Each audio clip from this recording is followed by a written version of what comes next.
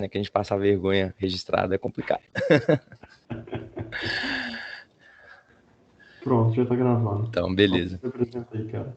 Gente, então, meu nome é Matheus, né? Igual o Arthur já falou, sou analista aqui na FIENG. Estudei engenharia ambiental aí na UFMG. Né, eu fiz uma pós em sistema de gestão integrado e agora estou fazendo uma pós também em segurança do trabalho. E aí a gente, né, eu trabalho aqui com o João, com a Camila, talvez vocês já conheçam, na gerência de meio ambiente, né, na gestão de tecnologias ambientais. Então, queria também saber um pouquinho de vocês, podem falar ou escrever aí no chat, qual curso, né, eu sei que vocês estão no primeiro período, né, ingressaram agora aí na FMG, boa sorte, sucesso, com certeza é uma universidade incrível, falo isso por experiência própria, né, foram 5 anos de muito aprendizado, mas eu queria também saber quais cursos, né, vocês são, de quais áreas, até para eu também dar uma direcionada, dar um foco quando for necessário, sabe?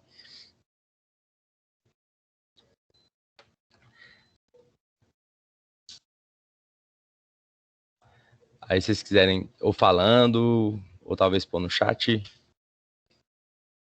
Aí já tem um monte de gente colocando no chat. Meu chat não tá abrindo aqui. Ah, talvez seja porque você é convidado. Ah, ok. Ué, Arthur, você então me dá mais ou menos um feedback se surgir alguma pergunta, eu vou te pedir esse apoio, tá? Se surgir alguma Beleza, beleza. pergunta, alguma dúvida, até porque eu também vou estar apresentando a minha tela, então eu não vou conseguir ver as mãos levantadas. Mas aí me dá um feedback também, pessoal, maioria qual curso pessoal tem pessoal, maioria é exatas, tem outras áreas. Então, é só engenharia. A maioria parece que é civil. Tem muita gente de automação, produção, minas, química, metal, ambiental.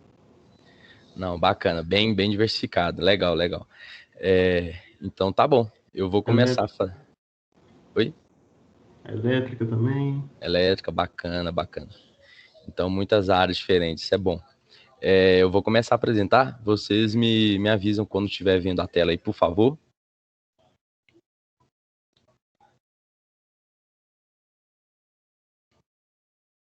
Estamos vendo aqui o slide. Estão vendo aí já? Então, bacana, gente. Igual eu falei, né? Eu sou da gerência, né, de gestão de tecnologias ambientais, faço parte da gerência de meio ambiente aqui da FIENG.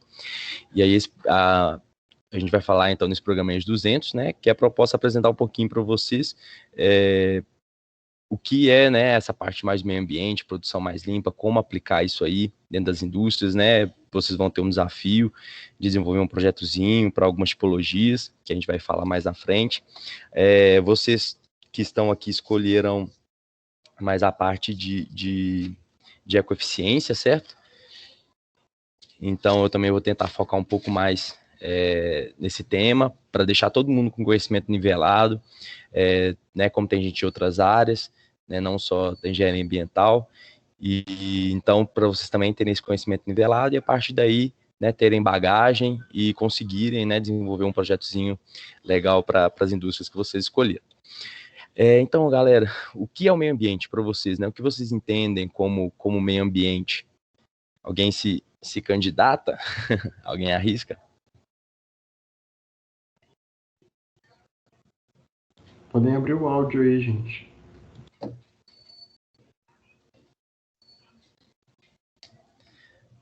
O pessoal tá meio tímido. Mas vamos lá, então, gente. Vou dar uma ajuda para vocês, uma colher de chá, mas nas próximas aí eu quero ver mais participação da galera. A própria ONU, né, tanto junto com a CONAMA 306, elas têm uma definição de meio ambiente muito similar, né? Mas a ONU fala que o meio ambiente, né, é o conjunto dos elementos físicos, químicos e biológicos, né, que podem causar um efeito direto ou indireto, né, sobre os seres vivos e as nossas atividades humanas. A CONAMA até engloba, amplia mais, né, esse conceito. Ela também coloca tanto a parte social, cultural, qualquer quesito, né, que possa causar uma influência ou uma alteração, né, na parte química, biológica, física, social, cultural. Então, mais ou menos, meio ambiente é essa definição geral. Mas meio ambiente não é só isso, né? Não é só essa definição bonitinha, né? Vamos preservar as plantinhas, preservar a água, os recursos. Hoje em dia, o conceito, né? O quesito meio ambiente está muito mais amplo. Hoje a gente fala de ecoeficiência, de produção mais limpa. Hoje, com a indústria 4.0, né, o termo meio ambiente e preservação tem sido levado muito a sério. Preservação dos recursos com pegada ecológica. Então, isso hoje está muito mais amplo, muito mais difundido, né, em todas as indústrias. Esse conceito de sustentabilidade, eu vou abordar um pouquinho mais à frente, ele é muito importante. As indústrias realmente levam a sério e isso se tornou um diferencial, né, para todas. Então, não é só aquela preservar a planta, preservar o riozinho, preservar os recursos. Não, hoje em dia é mais amplo que isso. Vocês sabem o que é isso aí, galera?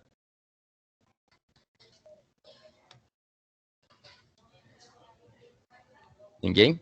Ninguém nunca viu? Placa solar?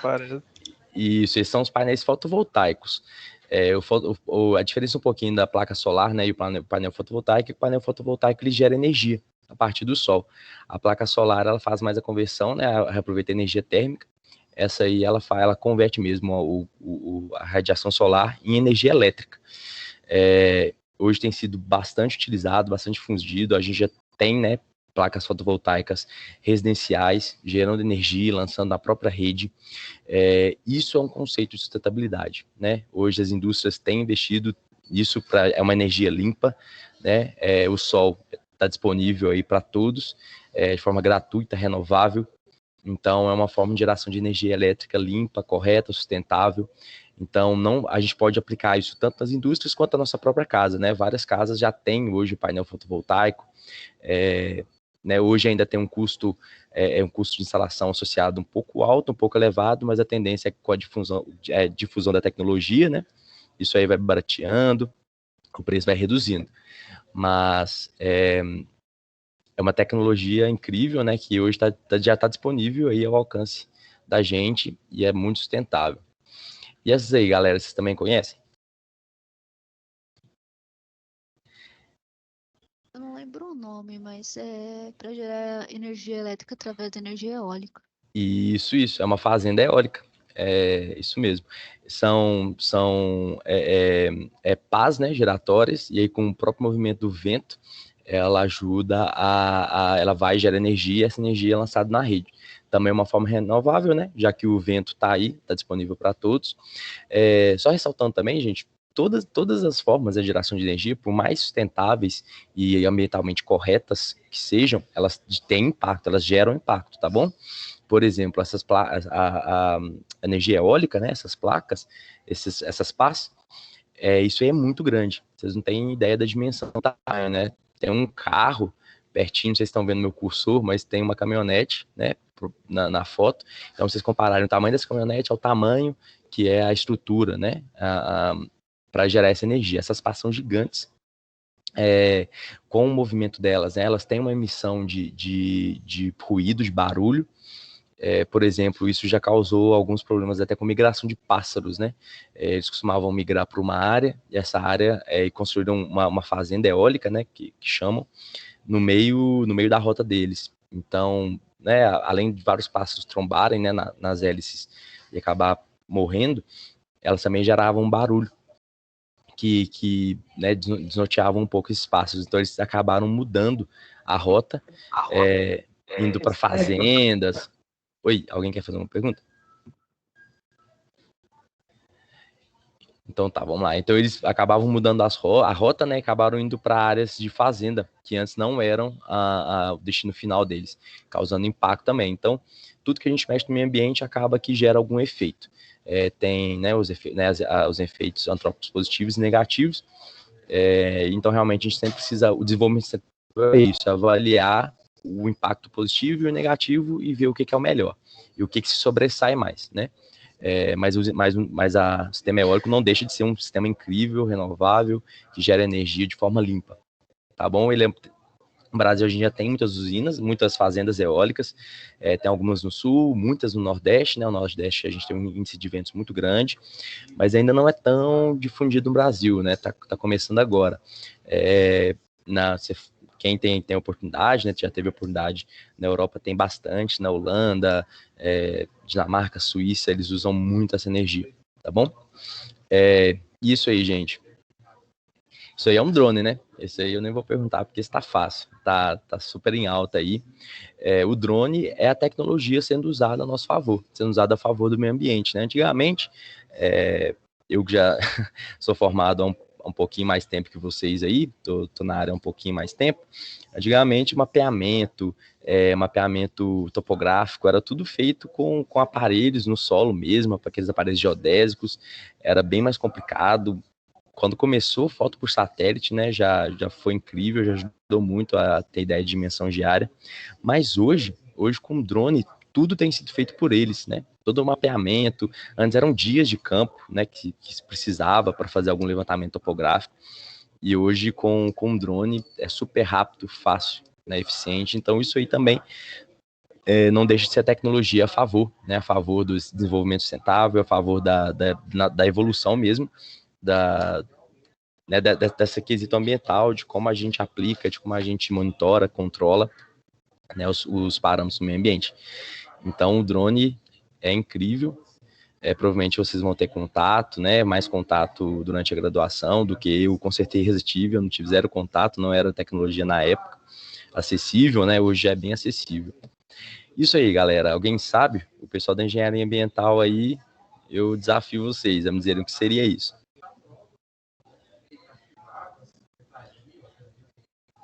Sistema de sensoriamento remoto em topografia. Talvez deve estar tendo algum delay. Vocês estão vendo não é o drone mais, é a foto seguinte. Tá parecendo uma usina de reciclagem, mas só que parece, assim. Quase isso aí. De compostagem, não é? Aterro sanitário? Não, é uma usina de compostagem. Quem falou, isso mesmo. Essa aí é mais difícil, achei que o pessoal também não ia saber. Essa é uma usina de compostagem, ela fica na Austrália. Todo o resíduo, né, orgânico, em vez de ir para aterros, lixões, eles fazem as usinas de compostagem em tamanhos gigantes. E eles usam esse adubo, eles geram adubo, né? Existe a compostagem em casa, né? Às vezes o pessoal da engenharia ambiental conheça mais, tenha mais contato, né? E vão aplicar isso aí na parte mais específica. Na minha época era a Lisete, que dava matéria de resíduos sólidos, e aí ela realmente ensina a criar uma composteira e quais as finalidades. Claro, a de casa, né? Essa é uma tamanho industrial, uma escala industrial. Então eles coletam todos os resíduos orgânicos da cidade, fazem a compostagem, né? Tem toda a parte de triagem, depois de divisão nas leiras, né? O reviramento, e geram adubo. Todo esse adubo é usado na própria região, né, para agricultura. Eles geram biogás, né? A gente sabe que o processo emite gases, né? Então eles captam esses gases, também para fazer o aproveitamento energético. Aqui no canto inferior direito a gente pode ver as lonas, né, que recebem esse biogás. Esse biogás gera energia.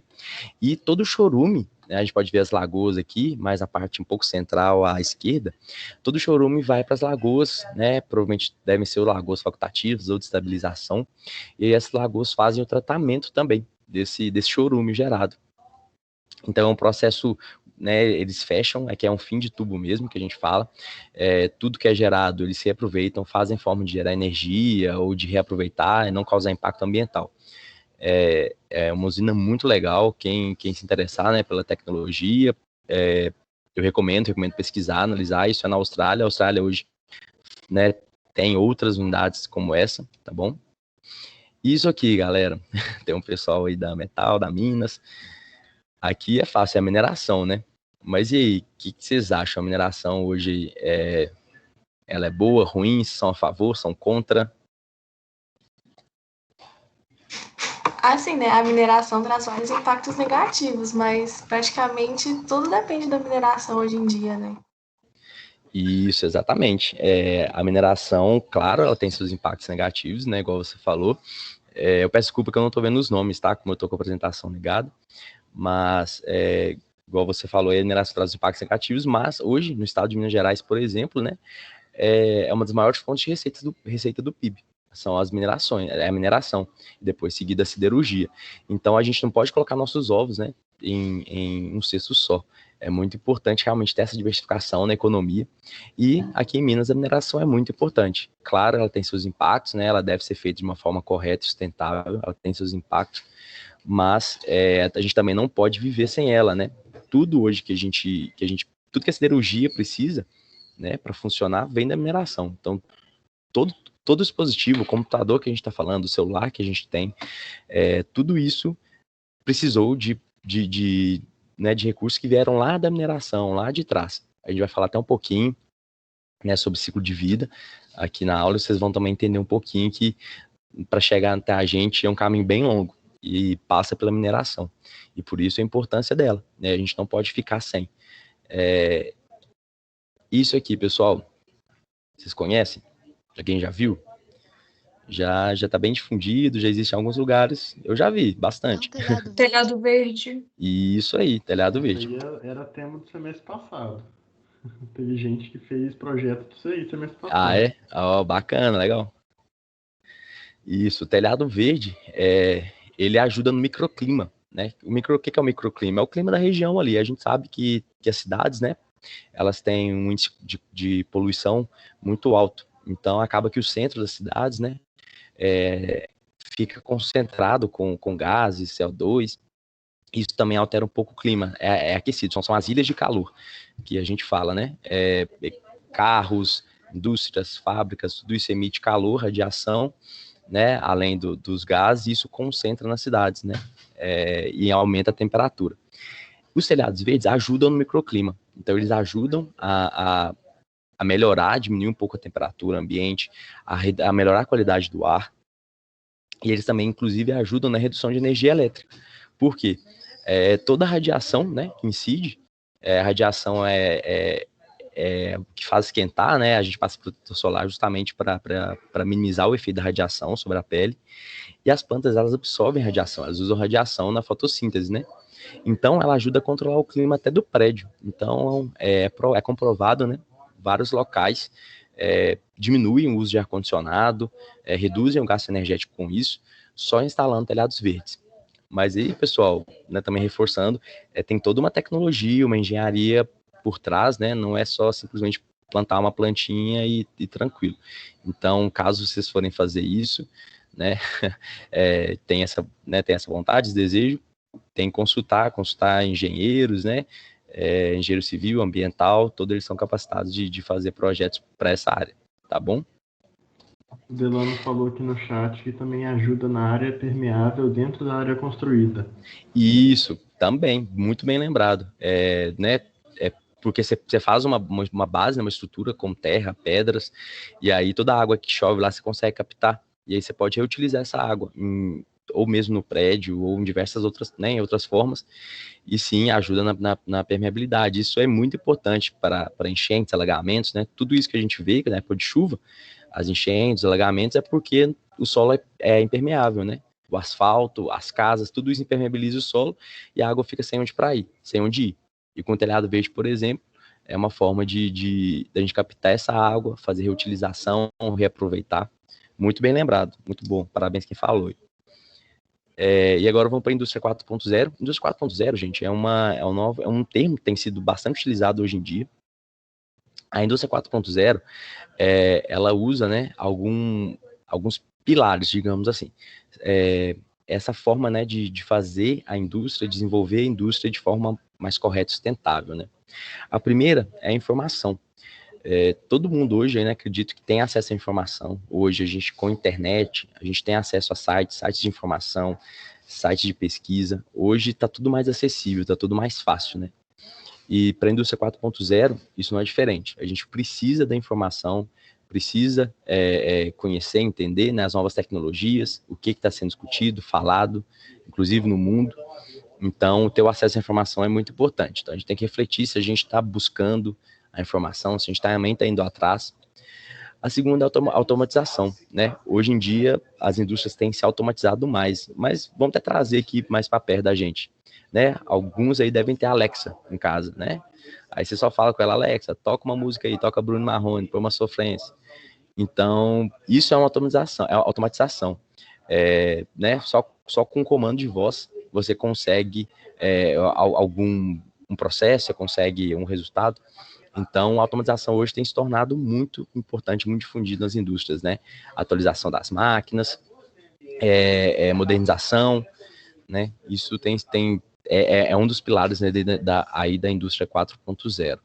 Outro ponto é a tecnologia, né? A tecnologia hoje tem crescido e evoluído, né, muito rápido. Hoje, cada vez mais, as máquinas têm mudado. Eles falam, né, que... Estou até um pouco desatualizado com essa informação, né, mas era em torno de 6 meses, a tecnologia já mudava. Talvez já tenha até diminuído esse período de tempo.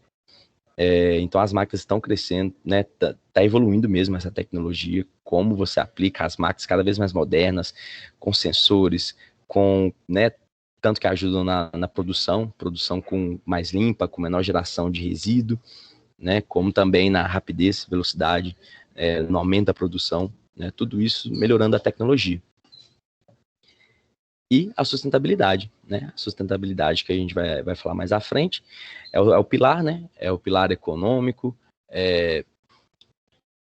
vou falar, tá um pouco mais para frente, mas eu vou falar um pouquinho mais à frente da sustentabilidade, que são os 3 pilares, né, social, ambiental e econômico. A gente precisa tentar equilibrar aí os 3, né, eu sei que às vezes é complicado, mas claro, a gente precisa gerar renda, gerar para a economia mesmo, né, gerar receita, mas a gente tem que avaliar a questão ambiental, os recursos e a parte social, né, hoje a gente tem visto a desigualdade social, né, muitas empresas e algumas pessoas, né, com um poder econômico muito alto e uma outra parcela não. Então, a sustentabilidade fala aí dessa equidade aí social. Gente, e então vamos falar um pouquinho dos profissionais, né? Quais são os profissionais, o que caracteriza um profissional na indústria 4.0, essa nova geração que vem aí, né? Antigamente, as pessoas ficavam muito presas, né? Presos a modelos tradicionalistas. Fazia assim, meu pai fazia assim, e continua fazendo assim que é a forma que eu sempre fiz, não vou mudar, né? Só pensa em lucro, não enxerga melhorias em processo, né? Acham que melhorias e mudanças no processo é algo ruim. Acaba não agregando nada para a empresa, só chega lá, faz seu trabalho, igual um robozinho, vai embora, deu horário de ir embora, tchau, né? Não contribui para o futuro, né? Pensa que meio ambiente é só o pessoal que abraça as árvores, que quer proteger os fiozinhos, né? Isso aí hoje está acabando, né? Junto com o petróleo, isso aí vai acabar. Isso aí é um profissional do passado, é um profissional hoje que no mercado já não está se encaixando mais, né? As indústrias não buscam mais esse tipo de profissional. O que elas querem é pessoas que agreguem para a empresa, agreguem para a sociedade, né? Que sempre buscam, né? Que sempre buscam melhoria para o currículo, melhoria para o desenvolvimento. São pessoas, né, competitivas, que têm maior contato com a tecnologia, né, pensam no meio ambiente de forma geral, sabem seu impacto, né, sabem a importância do meio ambiente, como elas impactam, como a indústria impacta, tem essa consciência, né, consciência limpa, pensam fora da caixa. E vocês, né, são um bom exemplo disso. São pessoas no primeiro período, entrando na faculdade, ingressando, né, eu sei que é bem desafiador essa época, o ciclo básico não é fácil, ainda mais na, né, universidade muito boa, de renome, igual vocês estão, e mesmo assim estão buscando, né, outros projetos, estão buscando outros conhecimentos, né, muita gente de outras áreas, não só do meio ambiente, mas elétrica, metal, minas, então também tem essa preocupação, né, de meio ambiente, de desenvolvimento sustentável. Então isso já mostra, né, que essa nova geração, que vocês já estão se enquadram nesses profissionais da indústria 4.0, e isso que o mercado tem buscado cada vez mais. Eu acabo até voltando.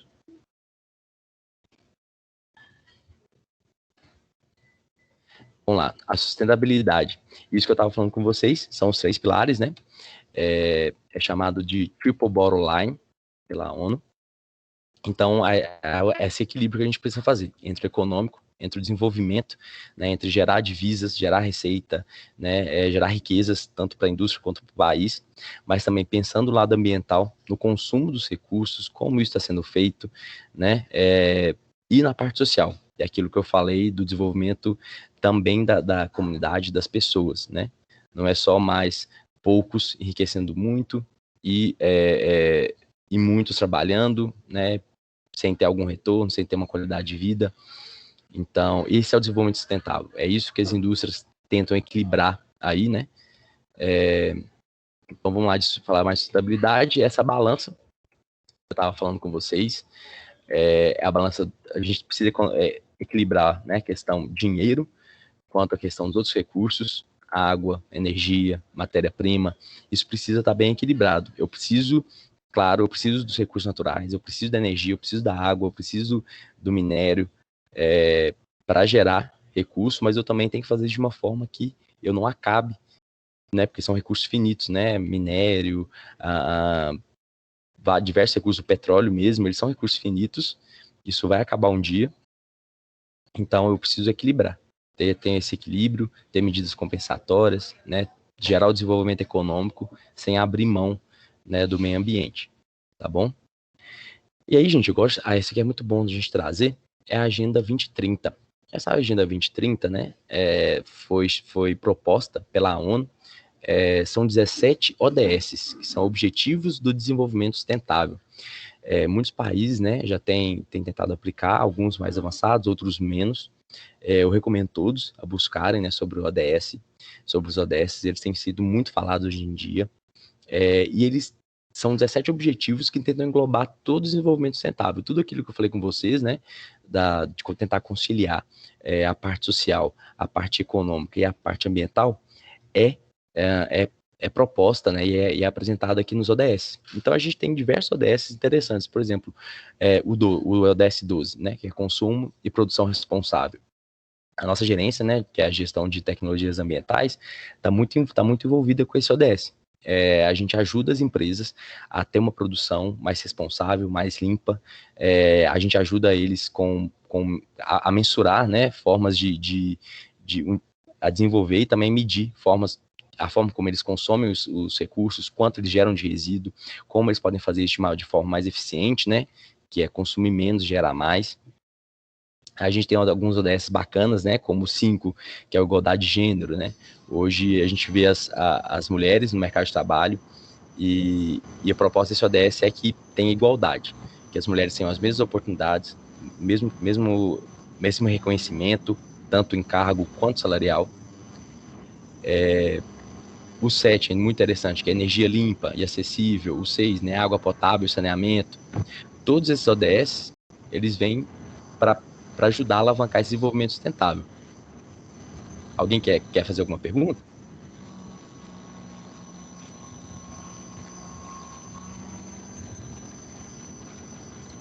Tá, porque eu acho que tem alguém com o áudio aberto, mas se querem fazer uma pergunta, tá, gente? Pode abrir o áudio, pode ficar à vontade aí.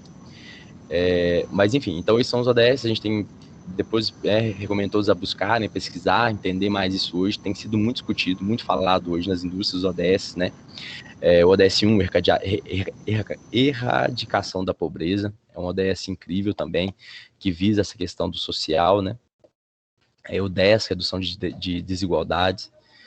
Então, pessoal, recomendo todos a dar uma olhadinha, eles têm sido muito abordados hoje em dia, as indústrias têm buscado, né, atender esses ODS, tá bom? Então, vamos lá. A sustentabilidade, ela está muito linkada a essa consciência ambiental, né? Não tem como eu ter um desenvolvimento sustentável se eu primeiro não tomar consciência disso, se eu não quiser fazer, né? Nada que a gente não queira fazer não acontece, né? A gente precisa primeiro querer. E aí, quando a gente toma essa consciência, a gente começa a gerar indicadores ambientais. O que são indicadores?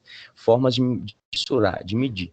Então, eu começo a medir meu consumo, começo a medir minha geração de efluente, começo a medir produção, né? E linkar isso, produção versus consumo, produção versus geração de efluentes, consumo por geração de efluentes. E fazendo esses links, eu começo a entender o macro da minha empresa, né? Como a minha empresa está, que situação ela está e como eu posso mudar isso aí. E hoje em dia, a gente tem vários selos de sustentabilidade, né? Esses selos são como uma prova, uma comprovação de que você age de forma correta, né? Que você atende, né, a algum requisito ou a alguma forma de produção mais limpa. E a gente tem diversos selos, né? Tem o selo LEED, que é aquele selo de consumo de energia. Esse FSC, ele é um selo de madeira, né? Para você adquirir sua madeira legal, né? De desmatamento legalizado. Então, esse selo vem para combater o desmatamento ilegal, combater o desmate, né, de florestas. No nosso caso é muito intenso aqui no Brasil, né? A gente também tem um selo Procel. Esse Procel também vocês já devem conhecer, e vem a maioria dos equipamentos eletroeletrônicos, também são selos que mostram, né, o consumo de energia das máquinas e equipamentos. O selo Aqua, esse selo Aqua, ele é um selo francês, gente. Ele avalia, né, a qualidade de saúde, meio ambiente para o trabalhador. Como é que a indústria, né, lida lida e trata, né, parâmetros de qualidade, tanto saúde, meio ambiente. E tem a ISO 14000, alguns vocês já devem conhecer, que é o Sistema de Gestão Ambiental, né? Muitas indústrias hoje têm essa ISO. Ela é muito associada à ISO 9000, talvez o pessoal conheça mais, né, que é de qualidade. A 14 veio da 9, né, a 14001 veio da 9001, e é do Sistema de Gestão Ambiental. É quando a empresa faz um sistema de gestão mesmo, né? Ela registra os documentos, ela busca fornecedores, né, com a documentação, com essa parte ambiental adequada e correta, né? Ela monitora o consumo de resíduos e geração de efluentes. Então, é um selo bastante difundido hoje, muitas empresas têm, né? E mostram que a empresa tem um sistema de gestão, que ela olha o meio ambiente, ela controla, né? A geração, produção, a redução do consumo, né? Então, todos esses selos, né? Isso vai acarretar, vai gerar uma redução de consumo. A partir do momento que você começa a medir, você consegue, então, perceber pontos de melhoria. E aí você, né, vai mudar seu processo, desenvolver, né, a sua planta, a sua área, para reduzir consumo, né? Reduzir consumo de água, de energia, reduzir a geração de resíduos, né? Então, tudo começa com os indicadores ambientais, né? Que os indicadores você mede, mensura, e aí a partir daí você consegue controlar. E na hora do controle, você avalia como reduzir, né? Isso é muito importante. E tudo isso, gente, gera uma produção e consumo sustentável, né? Hoje, o que a gente quer é isso, né? Produzir mais, consumindo menos, né? Gerando menos resíduo. E aí fecha o ciclo, né? E a gente volta para pessoas mais conscientes do seu impacto, do impacto de onde trabalham, né? O impacto no meio ambiente, na sociedade, tá bom? Vamos aqui um pouquinho da timeline, né? Desse desenvolvimento. Hoje a gente a data é um pouquinho errada, né? 2010, mas hoje já estamos em 2020, já tem novas metas, né? Já tem novos desafios aí. Mas tudo começou lá em 1960, né? No mundo pós-guerra, onde as pessoas só queriam a produção, reconstrução, né? Reconstruir cidades, reconstruir as indústrias, produzir, né? Produzir bens. Eles não levavam muito o meio ambiente em consideração, não. Tanto que tem um caso emblemático aí, né? Que um rio lá nos Estados Unidos pegou fogo. O rio literalmente pegou fogo, porque devido ao tanto descarga, né, de rejeitos e efluente no rio, ele criou um bolsão de metano, né? O rio ficou todo contaminado com metano. Metano né, realmente criou um bolsão em cima da água, já que ele é um gás. E aí alguém, né, não sei, um fósforo, um cigarrinho, jogou lá e o rio começou a pegar fogo. E aí o pessoal começou a perceber o impacto que eles causavam, né? E assustou mesmo a sociedade, e a sociedade começou a cobrar por, olha, isso aqui não tá certo. Como assim, né? O rio pegar fogo, a gente precisa controlar isso aí. Em 71, então, né, os Estados Unidos lança o primeiro Plano Nacional de Meio Ambiente, lá em 71. A Confederação das Nações Unidas também, né, começam a falar sobre o meio ambiente, a discutir mais sobre o tema. Em 81, o Brasil lança, né, a nossa Política Nacional do Meio Ambiente. A nossa política hoje é referência no mundo. Ela é um Frankensteinzinho, né, um pouquinho da americana com a francesa, mas a nossa política em termos de redação, né, de como ela é proposta, ela é uma das melhores políticas do mundo e é referência né? Referência até hoje para vários países, tá bom? E aí, em 84, né, aconteceu um acidente de Bofal. Ele foi um acidente ocupacional com diversos trabalhadores. Recomendo todo mundo a pesquisar e olhar depois. Esse acidente foi muito sério. E aí também o pessoal começou a linkar tanto a questão social quanto o meio ambiente. E aí veio o conceito de produção mais limpa, né? E junto com a Eco 92, na Agenda 21, a Eco 92 aconteceu no Rio de Janeiro, onde eles propuseram, né, diversas metas para 2021. E em 96 surge o SGA, que é o Sistema de Gestão Ambiental, que eu estava falando, né, mais atrás. Ele surge em 96, hoje já é bastante difundido, já é bastante conhecido, né, mas ele surgiu lá de trás e as indústrias foram começando a adotar, a cobrar, né, a exigir esse sistema de gestão, e isso foi crescendo. E em 2010 surge, né, essa questão do desenvolvimento sustentável. Essa palavra desenvolvimento sustentável passa a ser mais aplicada, mais falada, né, pelas indústrias. Então vamos lá sobre gestão ambiental, a gente falar um pouquinho aqui. A gestão ambiental, ela entra a gestão dos resíduos sólidos, né? Resíduos sólidos é tudo que a gente gera, vai para o lixo. Tudo que eu jogo no lixo, ele vira um resíduo sólido. E aí a gente tem diversas diferenças, né, entre eles, que eu vou botar um pouquinho mais na frente. A gestão da água e efluente, né? Tudo que eu consumo de água e que eu gero de efluente, isso aí a gente pode levar para a nossa vida, tá? A gente pode associar na nossa vida. Em casa mesmo, como que eu faço a limpeza da minha casa? Eu jogo água em tudo? Ou eu faço com pano, balde? O carro, como é que eu lavo o meu carro, o carro da minha família? Né, eu com a mangueira aberta o tempo todo, ou eu tento fazer uma limpeza mais a seco, com pano, produtos, né? Então isso a gente pode levar tudo para nossa vida. Tudo que eu consumo de água acaba virando efluente, virando resíduo, né? Quando eu vou no banheiro, a pia aberta, escovando dente, lavando louça com a pia aberta, isso tudo está indo para o ralo e virando efluente. Então estou consumindo uma água, um recurso hídrico, e gerando efluente. A gestão das emissões atmosféricas, né? Hoje as indústrias geram bastante emissão, mas a gente também gera em casa, né? Um carro, nos veículos hoje, né? As indústrias têm buscado, né, cada vez mais a redução da emissão atmosférica dos carros, com novas tecnologias, né? E adequação legal ambiental, né? Hoje todas as indústrias precisam cumprir diversas condicionantes ambientais. Essas condicionantes, né, já vêm atrelado ao licenciamento delas. Então, sempre que uma empresa solicita licenciamento, renovação da licença, já vem diversas condicionantes que ela precisa cumprir, e tem um licenciamento ambiental, e que tem condicionantes ambientais que ela precisa realmente cumprir, e aí depende do porte da empresa, do tamanho, mas vai entrar desde condicionantes mesmo da mensuração de quanto de água se consome, quanto de efluente, quanto de resíduos você gera, né? Até condicionantes com limites, né? Que você precisa realmente medir e monitorar e estar abaixo desses limites para garantir que você não ultrapassou, vai causar menos impacto, tá bom? Então vamos lá. A gestão empresarial. Como a gestão ambiental então se linka, né, dentro da empresa? Como ela é conectada. A gente tem a gestão de materiais, né? Hoje, o que seriam esses materiais, né? São os nossos insumos, os produtos que a gente compra. Então, como eu faço essa gestão, né? Estou comprando, como eu estou comprando. Tem muitas indústrias que fazem estoques gigantes e diversos produtos, né, e insumos acabam se perdendo por validade ou por mau acondicionamento. Como eu faço essa gestão, então, desses materiais? A gestão financeira, né? Então, o quanto eu gasto para o que eu vou produzir, né? Então, hoje as indústrias querem gastar menos, economizar, mas também qual o custo, né?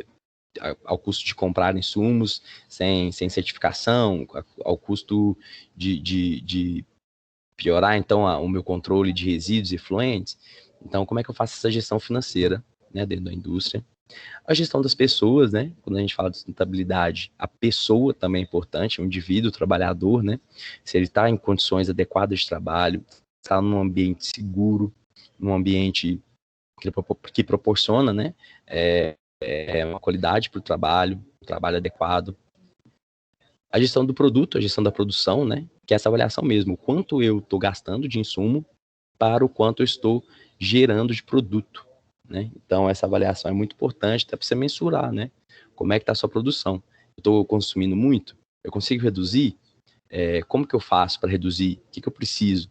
Essas são as perguntinhas, né, que todo gestor precisa fazer, em todas as áreas, inclusive, né? Reduzir, perguntar o como eu faço isso, como melhorar. E a gestão do processo, né? Então, o processo está muito linkado ao produto final, né? A gente já tem naquela caixa, a gente tem em mente aquela caixinha, né? Entra insumo, aí tem a caixinha do processo e sai o produto. Então, como eu faço esse processo, né? Esse processo como eu faço ele é muito importante para redução, para economia. Então, eu vou gastar menos insumo. Como eu consigo gastar menos insumo? Tem jeito de gastar menos energia, gastar menos água? Como é que eu faço isso? É esse processo, né? A transformação mesmo da matéria-prima em produto. E aí, gente, a gente tem agora também diversas empresas, mas eu vou fazer uma associação com países também, que pode ser aplicado, né?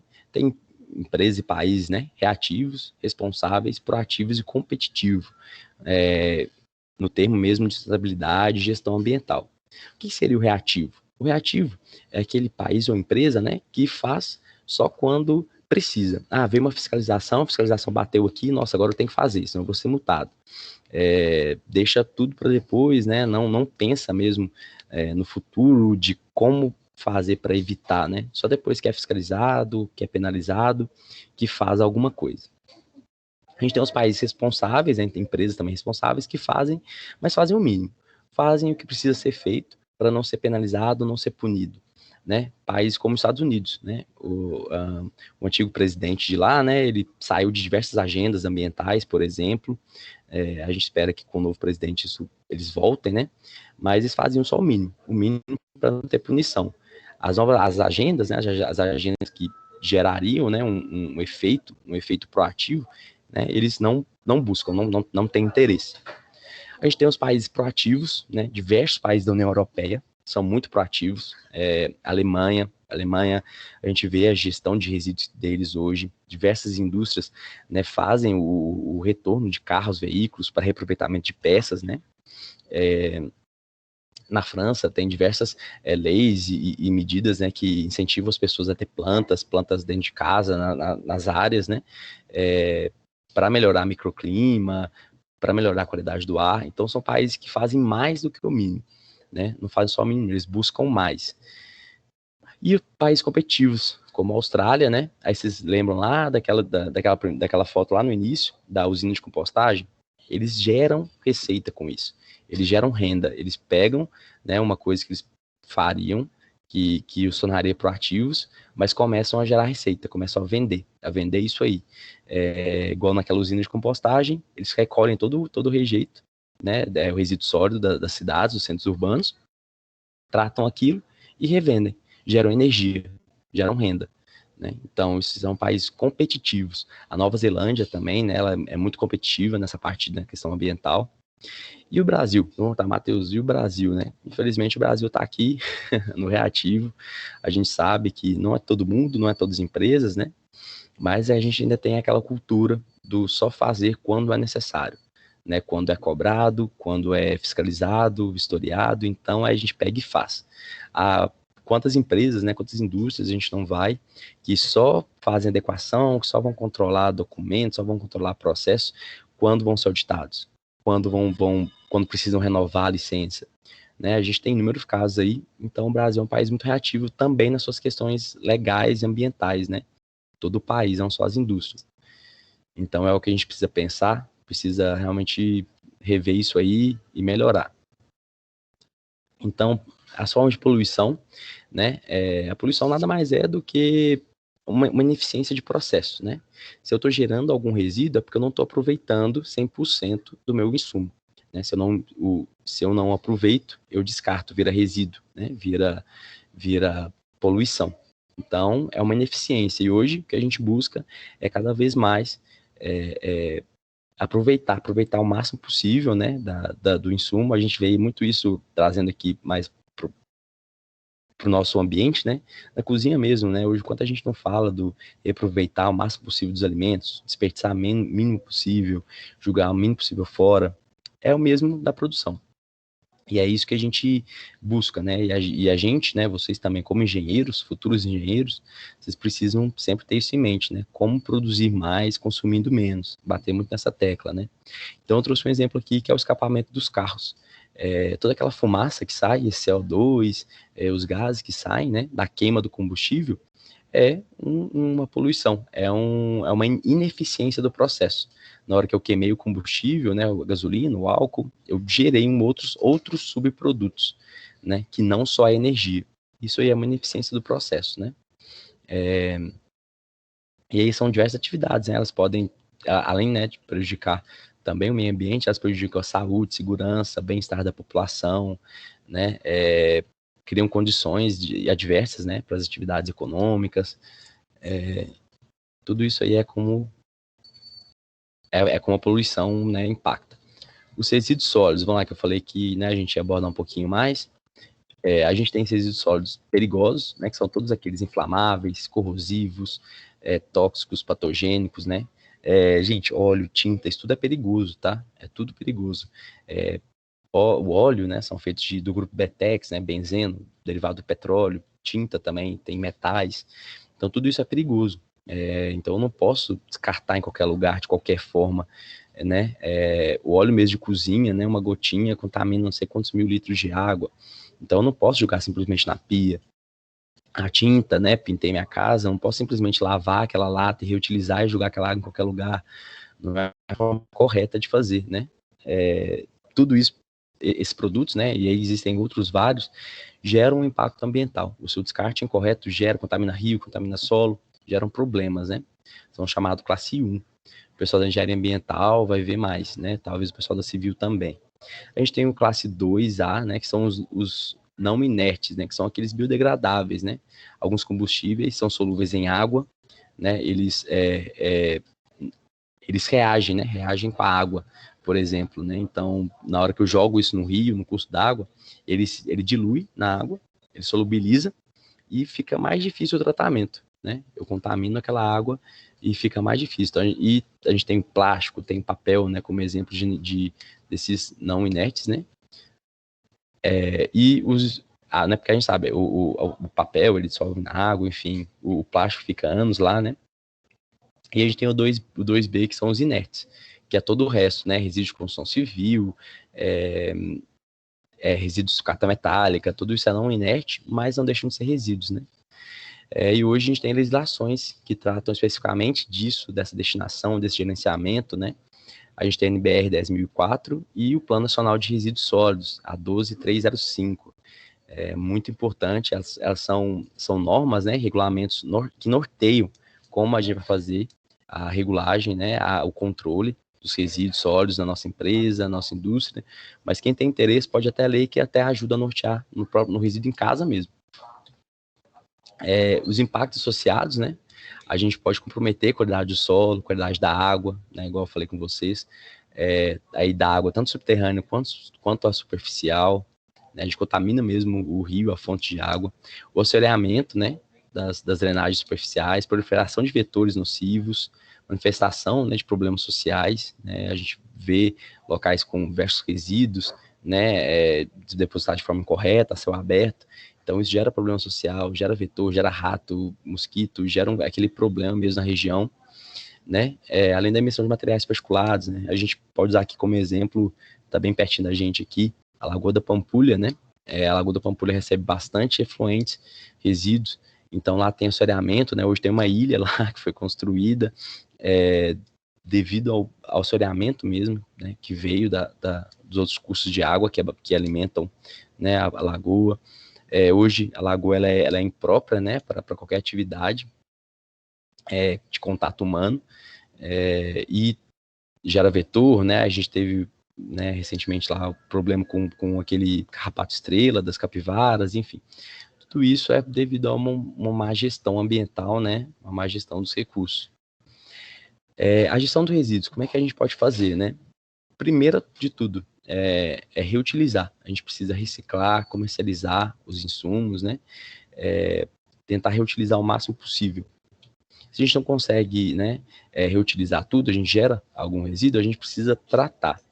Então, a gente precisa quantificar isso, né? Ver a melhor forma de neutralização e monitorar. Vamos lá, pensar num exemplo bem longe, o resíduo nuclear. Ele precisa ser neutralizado, eu preciso colocar ele em compartimentos de chumbo, né, enterrado, isso precisa ser sempre monitorado, né, monitorado se as taxas de radiação não estão elevadas. O mesmo vale, né, para diversos resíduos que a gente precisa primeiro neutralizar, né, e monitorar onde eles estão depositados, né. Eu vou falar um pouquinho mais à frente alguns outros exemplos. A destinação, né? A gente precisa pensar nessa destinação. A gente tem hoje a logística reversa, a incineração, qual processamento, como e onde eu vou destinar, né? Existem diversas indústrias hoje, né, que são land free, que eles falam, um selo também de não mando nada para aterro.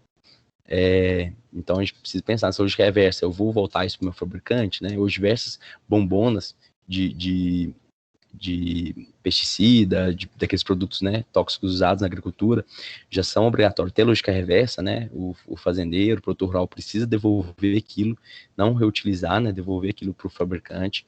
Incineração, né, eu vou queimar esse resíduo, gerar energia, qual vai ser o impacto, o que eu vou gerar, né, de emissão atmosférica, como eu vou controlar essa emissão também, né, o coprocessamento, né, hoje muitas cimenteiras, né, usam coprocessamento, elas pegam resíduo e queimam mesmo nos fornos, né, na produção, né, da base ali do cimento.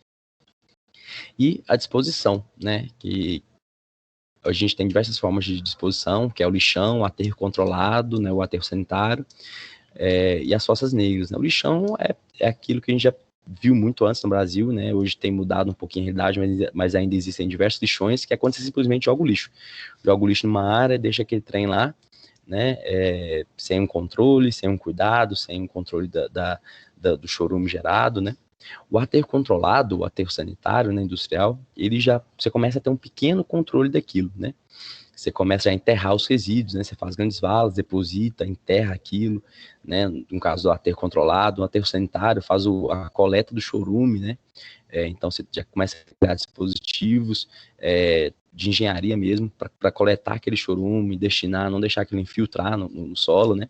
E a fossa negra, né, o pessoal ainda na zona rural, em algumas áreas de sítio, enfim, simplesmente jogam os dejetos, né, o efluente líquido lá das casas em um buraco no chão, isso aí, né, não preocupa com como é feito o tratamento, né, e aí diversas pessoas lançam aquilo lá, caminham uns 10 passos, 20 passos e furam um poço para captar água. Então você está contaminando seu lençol freático, né, com o efluente sanitário, e depois está coletando aquela água, bebendo aquela água que está próxima, né. A gente sabe que o lençol freático, ele não ele é uma coisa única, né. Então se eu estou lançando efluente numa parte, eu posso, dependendo de onde está, de como é a disposição do meu lençol, eu pegando por mais que longe da fossa, eu ainda estou pegando água contaminada, né, porque a contaminação se alastra. Então, a reutilização, né, o tratamento são boas práticas, né, a destinação correta também é uma boa prática.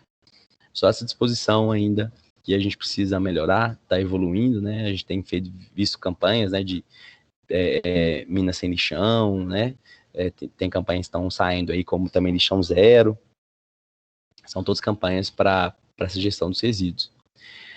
A gente tem o movimento, né, do aterro zero, eu estava falando com vocês, muitas empresas hoje elas têm um compromisso de não enviar resíduos para aterro sanitário, né, buscando qualquer outra alternativa que seja de menor impacto, reciclagem, reutilização, coprocessamento, e muitas das empresas conseguem, né, quando elas conseguem mais de 90% do seu resíduo ser destinado para algum outro processo, né, de tratamento, de destinação, sem ser lixão, elas podem ganhar o selo Land Free, que, né, comprovam que são empresas que não lançam, né, resíduo para lixão, para aterro. E a gente tem diversos exemplos hoje, né? Pra vocês verem quanto esse tema hoje é falado, é abordado, é valorizado nas indústrias, né? A P&G mesmo em Manaus, todo o lodo da estação de tratamento deles de esgoto, ele é coprocessado, né, em forma de cimenteira, né? Então gera energia, e aí essa energia é usada, né, na produção do cimento.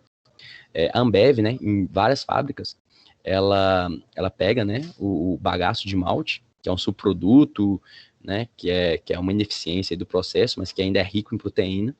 Ela pega esse bagaço, né, mistura, né, com com malto, lúpulo, e vende como ração animal, né? Ela reutiliza, ela pega um subproduto do processo dela, que seria uma ineficiência também, e aplica como insumo em outra planta, em outro local, gerando outro produto, né?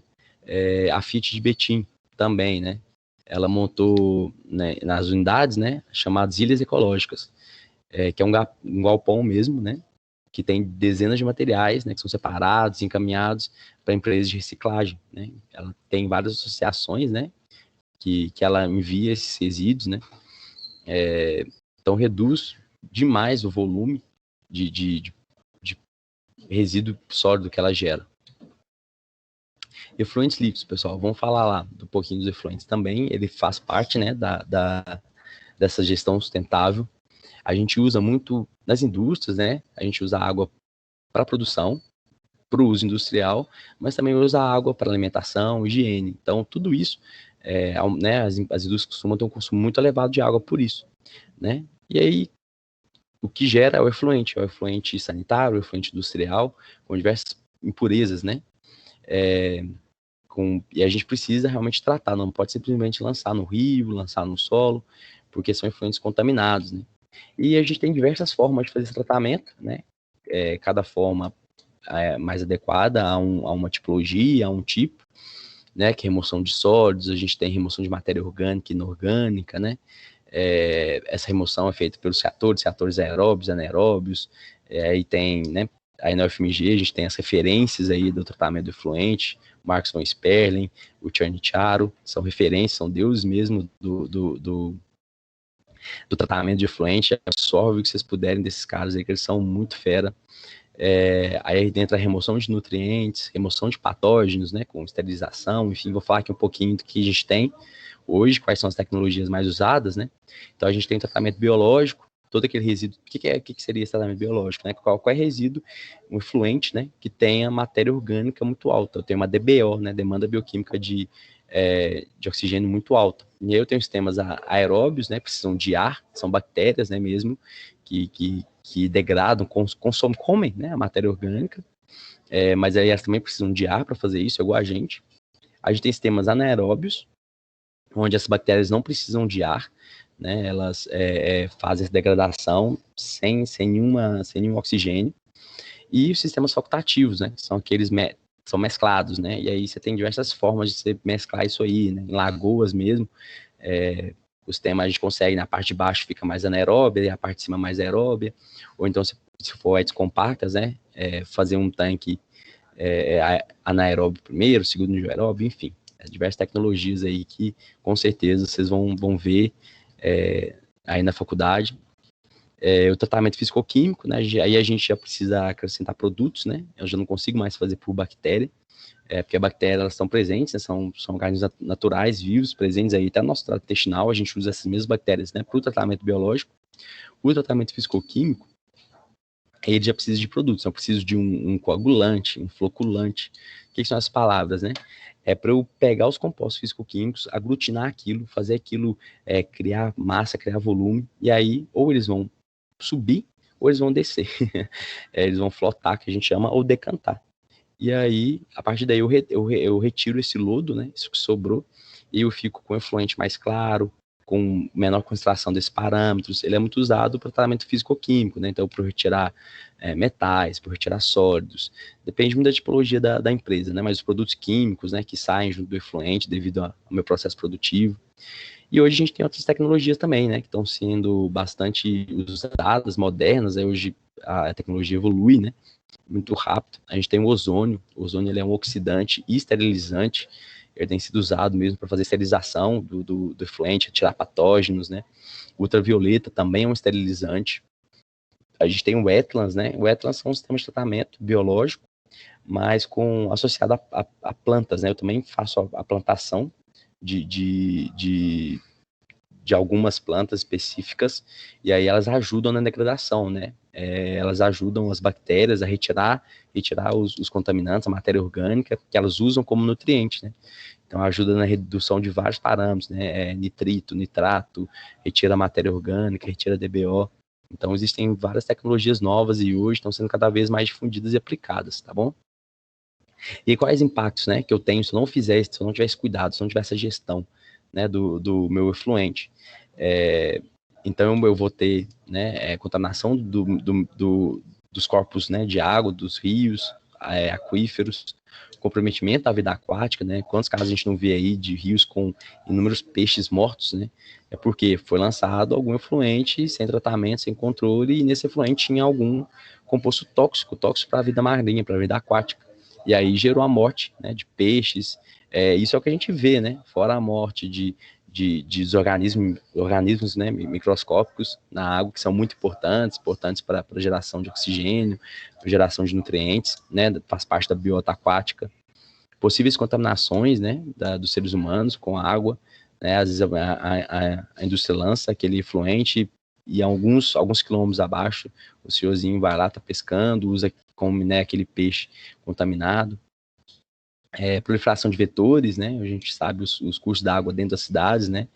São uma fonte de proliferação muito grande de vetores. Redução da qualidade, né, ambiental. E aí a gente vai precisar de um custo maior, né, para o tratamento. E agora, por último, mas não menos importante, não mesmo, né, que é a emissão, as emissões atmosféricas, né? A poluição atmosférica, que é a poluição do ar, que é tudo gerado pelas emissões, né? Hoje a gente tem diversos fontes, né, de emissão, fontes de gases, né? E aí tem alguns desses gases são muito nocivos à atmosfera mesmo, né? A gente tem gases, então, que são emitidos, né, de queimadas, de florestas, né, CO2, mas também emissões industriais das cidades, né, dos carros, e aí a gente tem algumas muito perigosas, né, como o hidrocarbonetos, compostos à base de enxofre, nitrogênio, e aí eles são poluentes ácidos, que a gente chama, né? Então eles fazem, claro, degradam um pouco da nossa camada de ozônio, também fazem a geração, né, de nuvens e neblinas tóxicas, né? E aí quando isso chove, a gente tem a chuva ácida, né? Ou então até mesmo a deposição seca, que é quando não tem chuva, mas eles ainda voltam. Nas cidades grandes a gente consegue ver muito bem, gente, no fim do dia, aqueles pôr do sóis, né, alaranjados, rocheados, lindos, que todo mundo posta, acha muito bonito, mas aquilo é um indicativo da poluição atmosférica, né? Os gases, a fumaça retida ali, né? Ela faz aquela difração com a luminosidade do sol, né? Com a luz do sol, e aí geram aquelas cores, mas aquilo tudo é uma concentração de poluentes, né? E aí tem diversos, né? Tem ozônio, tem hidrocarbonetos, enfim. Então tudo isso gera esses contaminantes, gera a chuva ácida. A chuva ácida a gente sabe, né, o quanto ela é ruim, ela contamina o solo, e ela pode ser arrastada, né? O problema da poluição atmosférica, igual às outras, né, ela não fica pontual, ela é arrastada. Por isso a preocupação global com a emissão de contaminantes, né, por diversos países. Por quê? Europa, Estados Unidos, China, eles emitem a fumaça, mas aquilo não fica ali. Aquilo lá, né, com as correntes de vento, com a própria circulação atmosférica global, vai arrastando, vai carregando todo aquele contaminante para diversos outros países, e às vezes são países que não tem nada a ver com isso, né? São países que não emitem, não geram poluentes, né? A gente sabe, por exemplo, na própria Ásia, né, diversos países ainda têm um desenvolvimento industrial baixo, são países basicamente agrícolas, e aí recebem toda aquela contaminação, aquela chuva ácida, aquela contaminação do solo, vindo, por exemplo, da China, né, que tem uma emissão intensa, né, mas isso também vale para os Estados Unidos, né, a gente tem países em volta, né, América Central, enfim, que tem produção industrial baixa, até o Brasil mesmo, né, toda essa poluição acaba circulando o globo todo, né, a África também é muito impactada, então a gente tem alteração da qualidade do ar, reflexos, né, no meio ambiente, na saúde, né, quantas pessoas hoje está cada vez mais normal, né, pessoal nas cidades ter rinite, bronquite, aquelas ites respiratórias, que vem disso, né, um fator porque antigamente não tinha, né, igual tem hoje, porque as pessoas viviam com um ar mais limpo, né, hoje é muito normal ter rinite, bronquite, todas as ites aqui no sistema, né, respiratório, e contribui também para alterar o clima, né, a gente intensifica o efeito estufa, né, o efeito estufa é um efeito natural, benéfico, mas o que a gente faz intensifica ele, né? Intensifica esse efeito, e aí gera o aquecimento, gera o superaquecimento, né? Global. Então, vamos lá agora para tecnologias ambientais, gente. A gente tem aí, aqui entra um pouquinho agora mais nos temas, né? Nos temas que vocês vão desenvolver os projetos. Então, vou falar um pouquinho de todos os temas, depois eu vou focar um pouquinho mais na ecoeficiência, tá bom? Que é o tema que aí vocês vão abordar. Mas a gente tem também o ecodesign, né? O que é esse ecodesign? É a utilização de produtos, né? E processos que são menos nocivos ao meio ambiente. Eles usam toda essa parte do desenvolvimento ambiental, da consciência ambiental, aplicada já no produto, né? Eles priorizam, né? Produtos que geram menos resíduo. Por exemplo, né, um exemplo aqui que a gente tem são os rolinhos de papel higiênico, né? Antigamente eles eram mais duros, né?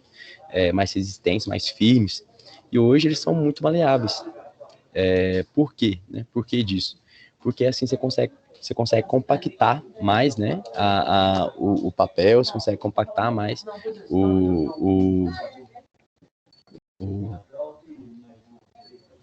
a embalagem, né? De papéis higiênicos, né? E aí você reduz espaço, você aumenta, né? Você precisa de menos área, né? Para colocar uma maior quantidade de produto. E também esse rolinho, né, mais maleável, com menos papel, né? Então você consome menos, precisa de menos insumo, e na hora de virar um resíduo, né? No nosso caso, quando acaba, eu jogo fora, ele é mais fácil de ser degradado, né? E aí fica uma forma de destinação até mais correta. Né? A gente tem exemplos, né, que talvez até precisam ser alterados, melhorados, por exemplo, a caixinha de pasta de dente, né? Todo mundo que compra aí sabe, vem um saquinho, dentro do saquinho vem uma caixinha, dentro da caixinha aí que vem realmente o tubo de pasta de dente. E aí eu jogo fora um plástico, uma outra caixinha só para usar o tubo, né? Então, como é que a gente conseguiria fazer para melhorar isso, reduzir isso aí, né? A gente tem hoje as garrafinhas, né? As garrafinhas estão mais... o plástico dura anos aí para se degradar, então a gente tem as garrafinhas hoje estão mais maleáveis, né?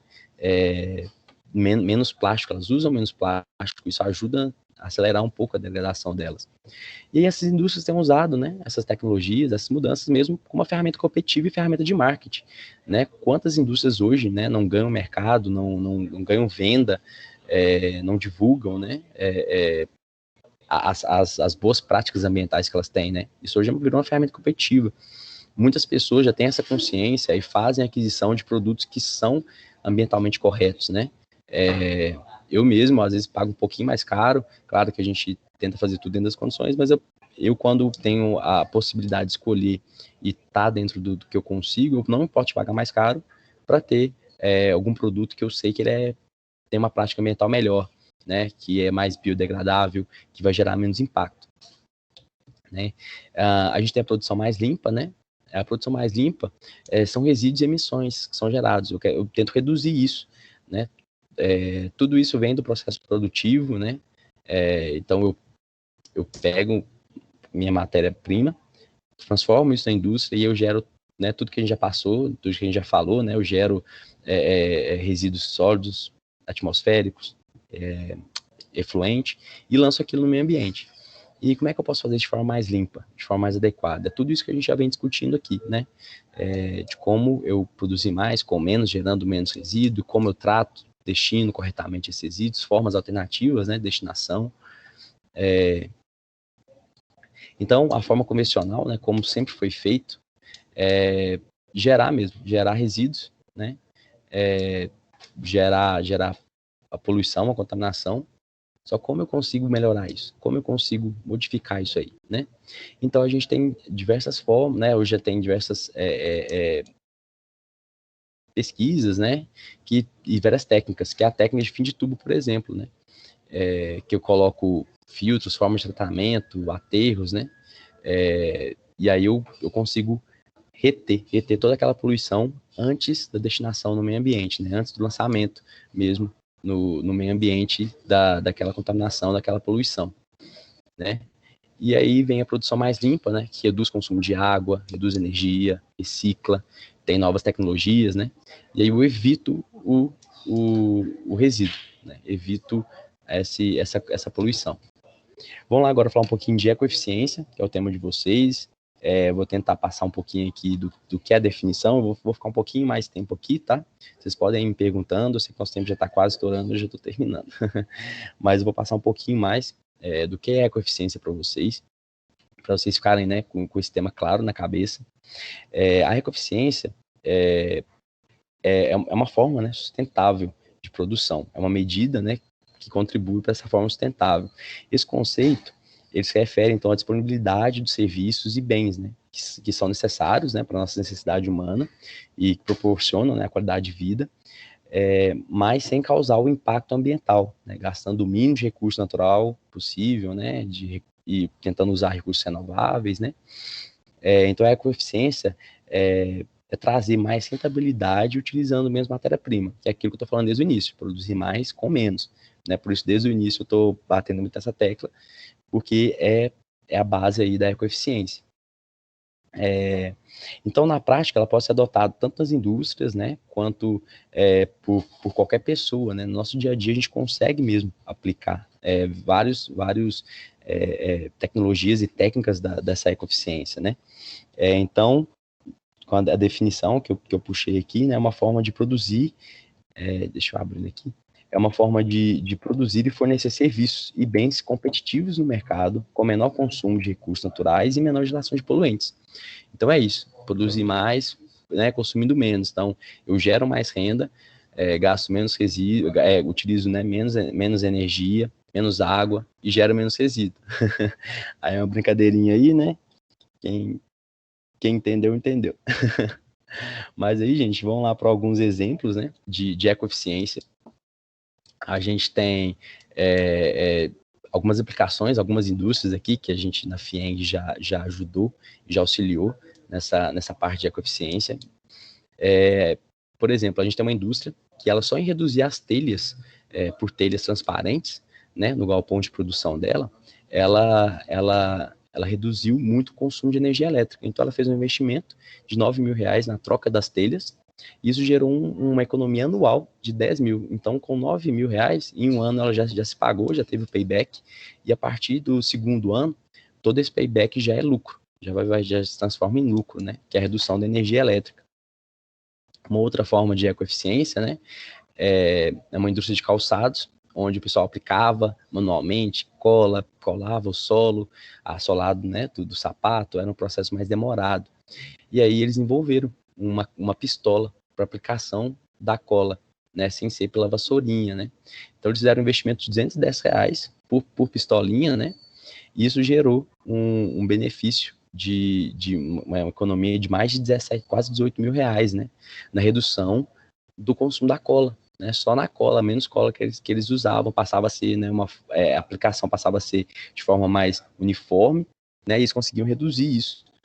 Então, gente, vocês verem que a ecoeficiência não é só economizar água, energia, não, e luz, não. É também a matéria-prima. Isso foi uma forma de economizar a matéria-prima. Eu usei a tecnologia para economizar um recurso, né, a cola. E cola sintética a gente sabe que ela é contaminante, ela é um produto tóxico. Então, eu com uma aplicação tecnológica mais avançada, eu consegui, então, gerar uma economia, gerar menos consumo do insumo. Outro exemplo de ecoeficiência, gente, quem não comprou, né, nada que não vem uma caixa cheia de isopor, né, cheia de isopor. Então, o isopor, a gente sabe, ele não tem nenhum tratamento, ele não é passivo de tratamento, a gente não consegue tratar o isopor, ele simplesmente vai para aterro. E aí vem uma pessoa inteligente, com visão, né, e falou, por que não, em vez de preencher com isopor, a gente já preenche papel picado, né, a gente sabe que a gente consegue tratar, reutilizar o papel, né, então, por que não, em vez de colocar isopor, a gente não colocar papel? Então, eles fizeram um investimento de quase R$2 mil, e isso gerou um retorno, né, um benefício econômico de de quase R$9 mil, só na redução, né, de 264 quilos de isopor, né, então pensa, né, foi algo simples, uma mudança simples, que causou uma economia gigante. Então, gente, às vezes não é nada mirabolante, nada incrível, tecnológico, nada, às vezes mudança simples, um olhar crítico mesmo para o que você faz, né, um olhar crítico para o seu processo, a forma como você executa as atividades. Então, isso aí impacta e tem mudanças simples que geram um impacto positivo gigante. Então, é isso. Por isso que a gente fala muito de processo, né? Entender, conhecer o processo, né? E o que você pode fazer para melhorar esse processo. E aí eu vou passar aqui, falar com vocês também um pouquinho, né, de como a gente consegue aplicar a ecoeficiência no nosso dia a dia. Também trazer alguns exemplos simples para vocês verem, né, que não é nada complexo, né, não é nada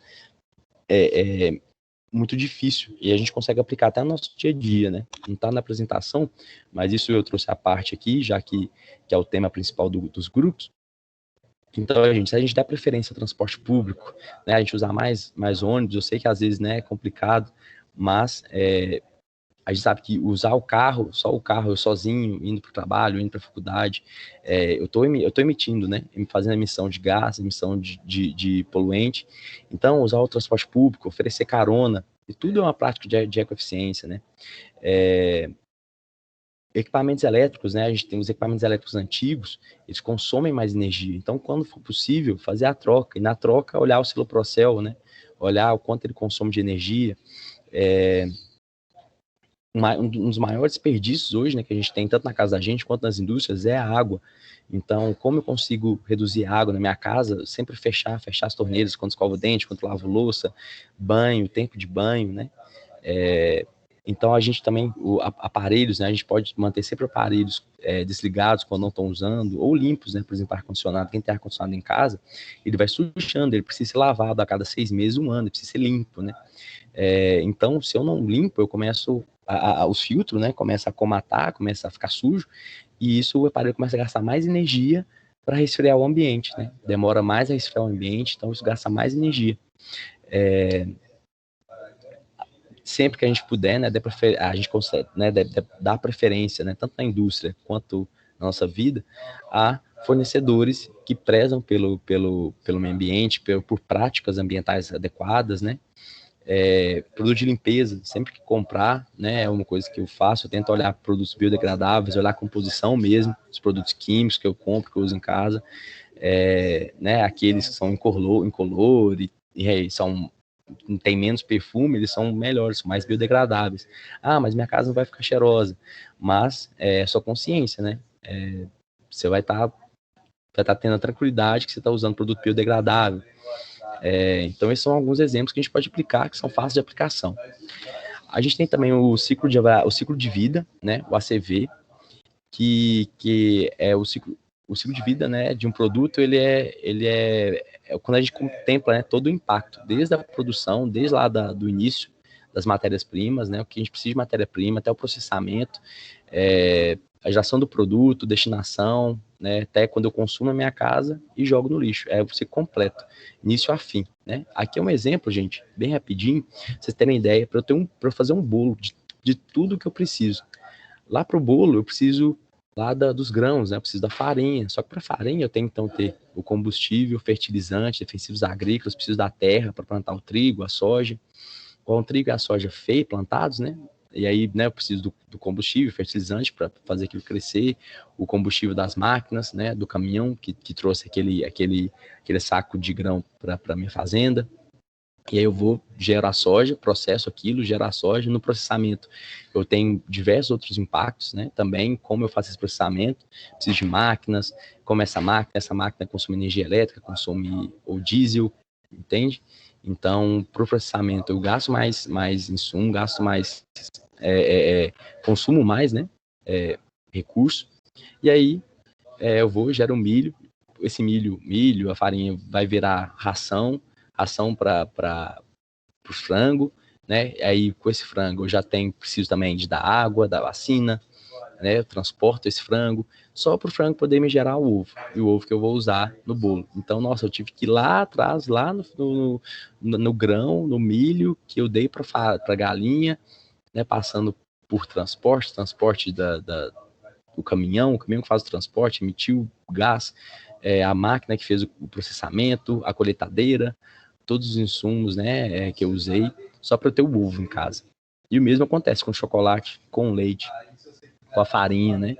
O açúcar, por exemplo, eu tenho lá a extração mineral, né? Eu pego aquele minério, vou, gero, mando para a indústria vai, me gera, ou gera o caminhão, gera o carro, gera a máquina que eu preciso. Isso aí vai lá para a plantação de cana. Na plantação de cana, preciso de defensivos, preciso de água, né? E aí eu vou, colho aquela cana, vou para usinas, né? Usinas que fazem, né, a transformação da cana em açúcar, e aí essas usinas precisam de energia, precisam de insumo, e aí que eu vou e gero açúcar. Aí o açúcar precisa ser transportado, levado até o supermercado, eu vou no supermercado, compro aquele açúcar. Então a logística, o transporte, a emissão atmosférica, tudo isso está associado. Isso é o ciclo de vida. Até na ponta, até chegar no meu bolo. Né? E para fazer o bolo, eu ainda preciso do forno, preciso do fogão, né? Preciso de utensílios. Todos os utensílios vêm lá da indústria, foram fabricados, vieram lá da estação mineral, passou pela indústria, foi transportado para a loja, chegou na minha casa. Então eu gero efluente, resíduo, tá bom? E eu vou falar um pouquinho agora das pegadas. A gente tem pegada de carbono, pegada hídrica, pegada ecológica. A pegada de carbono é aquilo, quanto que eu gero de carbono para minha produção, né? Então, para o cultivo, processamento, transporte, a distribuição, deslocamento, né? Até a compra. Então, quanto eu gero de carbono, quanto eu emito de carbono, todo esse processo. Hoje existem diversas empresas, né, que fazem a mensuração da pegada de carbono das indústrias, né, o quanto as indústrias emitem, mas aí, para eu analisar o ciclo de vida inteiro, eu preciso pegar da ponta a ponta. Pegada hídrica também, né, quanto de água eu gasto. Por exemplo, um cafezinho, uma xicrinha de café, eu gasto 140 litros de água. Então, nossa, uma xicrazinha, às vezes, de 100, 200 ml, eu gasto 140 litros. O tomate, para ele chegar na minha casa, eu consumo, em média, 180 litros de água para ter esse tomate, né? Entre cultivo, plantação, limpeza, chegar lá no hortifruti que eu compro. O vinho, 120 litros. Então, uma taçazinha de vinho também, de 100, 200 ml, eu preciso de 120 litros de água para a produção, né? Quando eu vou avaliar desde lá da plantação da uva, da irrigação, né? Até a preparação mesmo do vinho. E o mesmo papel, uma folhinha de papel, 10 litros. Pensa, gente, uma folhinha que a gente rabisca a todo momento, escreve uma linha e joga fora. Eu gastei 10 litros de água para ter ela na minha mão. E aí, eu desafio todo mundo, eu vou... Aqui tem um link, como eu não estou com acesso ao chat, eu não vou conseguir mandar o link para vocês, mas anotem esse link aí, é pegadecológica.org. Lá você consegue medir a sua pegada ecológica, né? O impacto que você causa. Esse, por exemplo, né, é o meu, não tenho orgulho dele, 3,35 planetas, ou seja, se todo mundo tivesse as mesmas atitudes, né, o mesmo tipo de vida que eu tenho, a gente precisaria, né, de 3,35 planetas, né, quase 3 planetas e meio para atender, né? Eu gasto muito com alimentação, com moradia, né? Como eu moro sozinho, alimentação, né? Eu compro bastante coisa no supermercado, então o transporte também, né? Representa muito aí no meu gasto.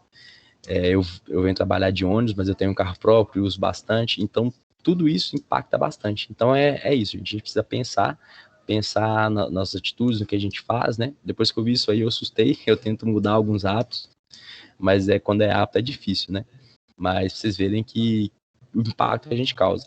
Eu queria que todo mundo fizesse, desafio todo mundo a fazer, pra vocês terem essa noção, é muito legal. São algumas perguntinhas mesmo, de acordo com o seu padrão de vida aí.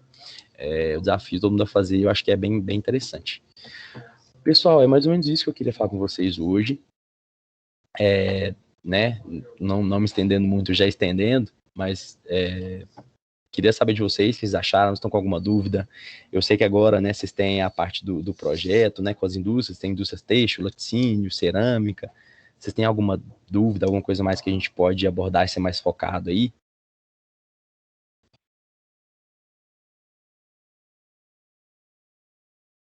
Aproveitem essa oportunidade, pessoal. O Matheus está aqui para tirar dúvidas de vocês mesmos. Se vocês tiverem tido alguma dúvida enquanto vocês pesquisavam para poder escolher o tema também, podem mandar aqui. Se alguém não puder abrir o microfone, manda pelo chat que eu passo para o Matheus. Vocês conseguem me escutar? Sim. Sim. Eu queria saber onde que eu posso pesquisar mais a fundo sobre esses temas. No meu caso, no caso do meu grupo, né? É processo produtivo de cerâmica vermelha. Ah, bacana, bacaninha. Cara, realmente uma grande fonte de pesquisa para essa ecoeficiência tem sido a internet, né? Hoje são termos, né, e que tem sido usado e mais difundido recentemente, então não tem uma literatura para eu, por exemplo, te recomendar. Realmente pesquisar na internet. Eu recomendo muito vocês a entenderem o processo produtivo, né? Não só pesquisar como aplicar ecoeficiência na cerâmica vermelha, mas tentar entender como é feito, né? A cerâmica, por exemplo, ela tem a extração mineral, você retira argila, barro, passa por processo, né? Tem processo que envolve alto-forno, então tem a parte de emissão atmosférica, e aí até gerar o tijolo, e aí o tijolo, né, a cerâmica vermelha, enfim, gera muito resíduo sólido. Então, acho que entendendo o fluxo de processo, como desde lá da extração mineral do barro até chegar nas lojas, né, não fugiu o nome, mas daquelas lojas que vendem mesmo material de construção, entendendo isso, você consegue ver pontualmente onde você consegue ajudar, como consegue ajudar. Por exemplo, né, já ressalto, a emissão atmosférica, né? O pessoal faz queima de lenha, de onde vem essa lenha é certificada, gera emissão atmosférica, você tem algum tratamento para aquilo no processo, como também, né? Muitas usinas, né, são bem precárias, né, em questão de iluminação, barulho, né, então emissão de ruído. Então, como você consegue melhorar, né? Se eu colocar, igual a gente viu o exemplo, né, de telhados transparentes, eu consigo reduzir o gasto de energia. Se eu tiver algum subproduto lá dentro, né, algum resíduo que eu jogar no alto-forno, eu consigo coprocessar e precisar de menos lenha, gerar uma economia. É mais isso. Eu acho que entendendo um pouco do processo, você consegue direcionar um pouco mais as ideias, mas não tem uma literatura mesmo não, viu, Ian? Isso realmente, são temas, né? Então sim, mais discussão agora. Então, não tem uma literatura específica, mais específica ainda para cerâmica, né? Mais mesmo pesquisar artigos também, a gente recomenda olhar alguns artigos, né? Ver a procedência, ver que tipo, em qual revista foi publicado, revistas de confiança, mas também você vai encontrar alguns artigos também que podem ajudar, mas na internet mesmo. Beleza, muito obrigado. Ô, Matheus, aqui no chat tem duas perguntas. O Danilo perguntou se tem como disponibilizar os slides, se eles vão ficar disponíveis para a gente poder usar eles. Danilo, tem sim. Eu vou enviar para vocês aí da ENGE 200, que eu tenho o e-mail, e aí vocês puderem divulgar para todos os participantes, tá bom? Aí a gente manda os slides e aí vocês divulgam e tem como sim, tá? Obrigado, Matheus. Pode mandar que a gente divulga mesmo. E o Nicolas perguntou, caso o ciclo de produção não esteja tão fácil de achar, onde eu posso procurar no caso de rochas ornamentais? Estou tentando pensar aqui. Realmente, se você não conseguir o ciclo, né, de produção, você vai ter que tentar pegar alguma coisa associada. Claro, né, a rocha ornamental é bem específico, né? A gente sabe que talvez não vai ter tanta informação, mas tenta pegar alguma tipologia similar, né? A gente tem extração de pedra preciosa, a gente tem até a própria cerâmica, né? O processo é bem similar, né? Tem algumas modificações, mas você consegue, talvez, buscando tipologia similar, identificar e entender um pouco do seu processo, né? Igual a gente sabe que extração de material, de minério, né? É a base para as rochas ornamentais. Então, pesquisa um pouco sobre o fluxo da extração, né? Tenta segregar isso aí, né? Aí a rocha ornamental tem toda a parte de corte, de polimento. Então, tenta pesquisar, né, sobre o processo, como é feito, né, o corte, o polimento nas cerâmicas.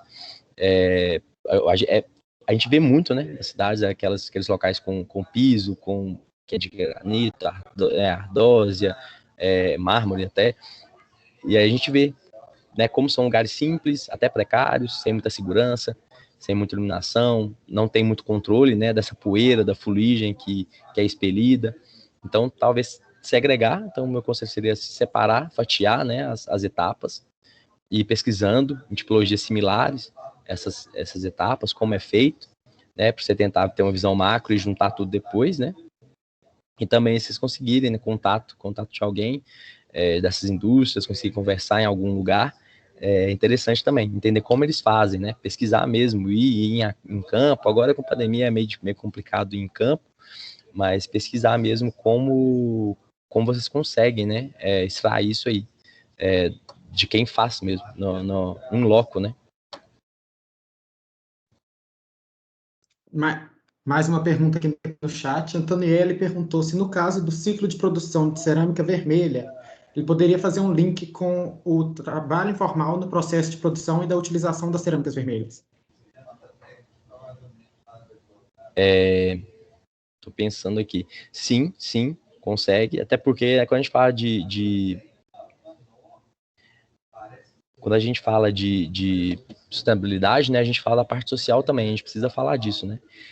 Então, sim, você consegue fazer esse link, é válido, é pertinente, tá? Com o trabalho não qualificado, as condições ruins de trabalho, né, diversas indústrias de cerâmica, rochas ornamentais não têm, né, não valorizam o trabalhador ou não preocupam com o ambiente de trabalho, tá? Então, isso aí pode sim, é válido, tá?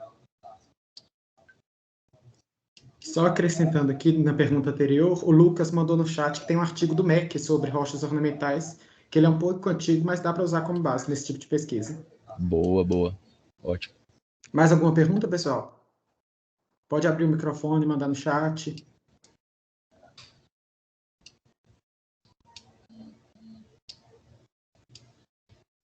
Se não tiver nenhuma pergunta, eu vou agradecer o Matheus, eu em nome de todo o Enge 200. O Arthur, que estava aqui agora, ele teve que sair um pouquinho mais cedo, então ele mandou os agradecimentos por mim também. Muito obrigado, a apresentação foi muito boa, a gente conseguiu se informar bastante, o pessoal conseguiu... Espero que tenham conseguido tirar as dúvidas, podem ainda mandar no chat, tá, gente, que eu falo aqui. E a gente vai ser muito proveitoso para o desenvolvimento do projeto. Muito obrigado, tá, Matheus? Gente, eu que agradeço, né? Podem contar comigo, precisando, tirar alguma outra dúvida. Estou à disposição, tá? Podem mandar e-mail e o que eu puder ajudar, estou aí. Podem contar com a gente aqui.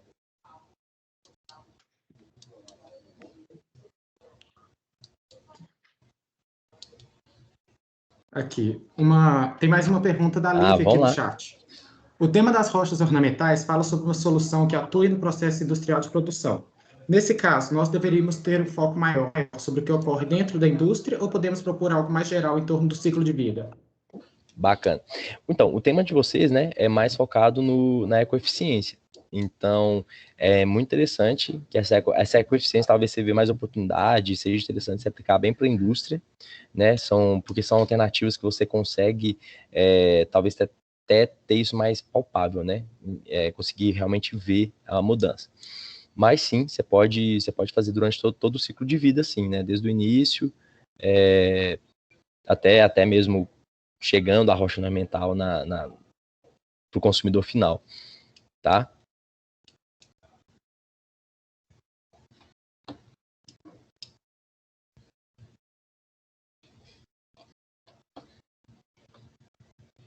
Alguém tem mais alguma dúvida?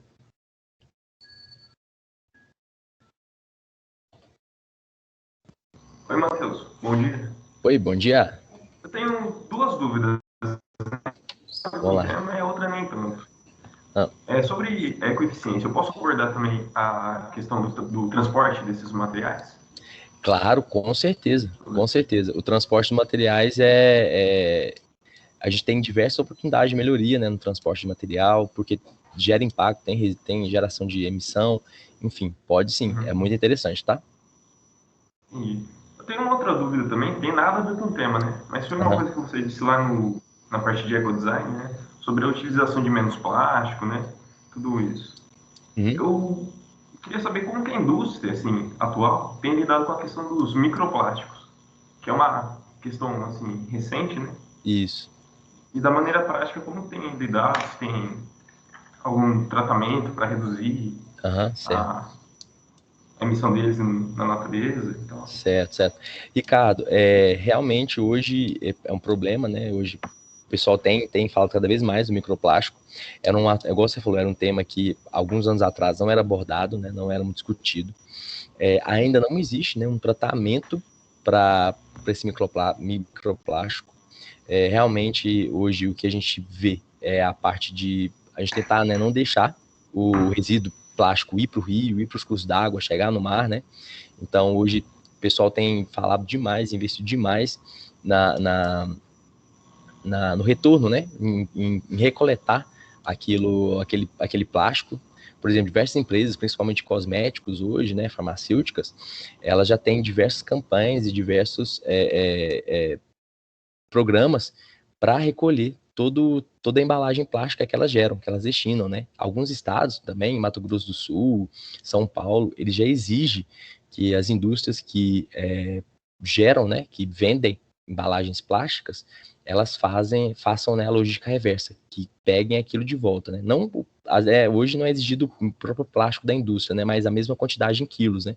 Então, por exemplo, se eu sou uma indústria e eu vendi 10 mil embalagens, né, do meu produto, aquilo tem um peso que é só plástico, que vai virar resíduo, eu preciso coletar de volta aquela mesma quantidade e dar a destinação correta, né? Seja por coprocessamento, seja por reutilização, enfim.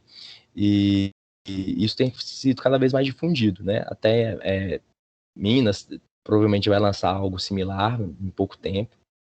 Então, hoje tem se falado mais disso, né? Dessa retenção na fonte, não deixar chegar nos cursos d'água. Mas depois da contaminação já feita, né? É muito difícil o tratamento e isso aí hoje ainda não tem uma tecnologia, ainda não tem uma forma realmente da remoção não, tá, Ricardo? Assim, entendi. Obrigado. Mais alguma dúvida, pessoal? Isso. Se não tiverem, eu vou ter que encerrar a aula aqui, porque já está dando tempo. Então, eu vou agradecer de novo, Matheus, tá? Foi ótima a apresentação. E agradecer a todos vocês aqui presentes também, viu, pessoal? Muito obrigado. Obrigado, gente. Obrigado a todo mundo também. Espero que não tenha falado demais, espero que tenha sido claro. Não, claro. É um pouco extensa a aula, né? Mas o tema é muito extenso, foi só uma pincelada mesmo para todo mundo tentar nivelar o conhecimento aí. E a partir daí já meter a mão no projeto e mandar ver. Obrigado, pessoal. O pessoal está te agradecendo aqui no chat também, tá, Matheus? Você não está vendo, Muito obrigado. Mas tá cheio de muitos obrigado aqui. Show, obrigado, gente. Eu agradeço. Eu vou encerrar então, tá, gente? Tchau, muito obrigado.